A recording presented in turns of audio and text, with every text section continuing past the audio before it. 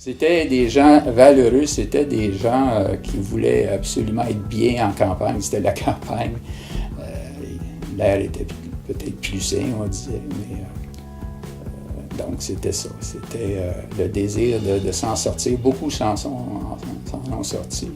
Ce qui s'est passé ici, là, c'est que les terrains n'étaient pas chers. Les gens de Montréal, il y avait eu une explosion démographique. Les loyers étaient rares.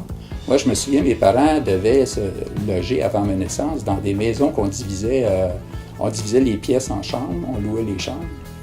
Et puis, il n'y avait plus d'endroit où rester. L'ouverture du bureau de poste. Papa est tout fier, s'est dit on va aller poster notre première lettre tout près. Et puis, on était partis, moi avec mon petit chien, puis là, je suis resté dehors parce que les chiens ne rentraient pas dans les commerces. Et je courais dans les marches, je monte, descends, monte, et puis tout d'un coup, je me enfargé et j'ai tombé sur le front. Et là, il y a quelqu'un qui a dit « Monsieur, je pense que c'est votre petit gars qui vient de tomber. » Et là, j'avais le visage plein de sang parce que le visage, ça saigne beaucoup, là, sans que ça soit grave, mais je m'étais fendu le front. Les plus riches achetaient une imitation de briques, du papier brique.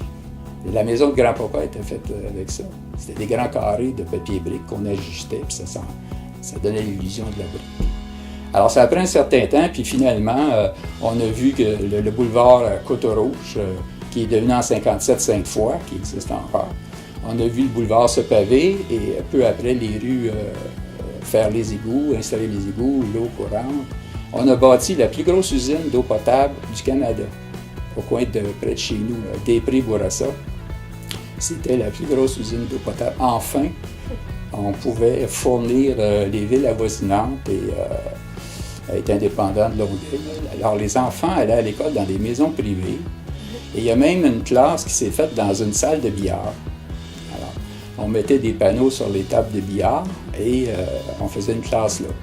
C'est pour dire que même si le quartier était pauvre, ça suscitait quand même beaucoup de débrouillardise parfois.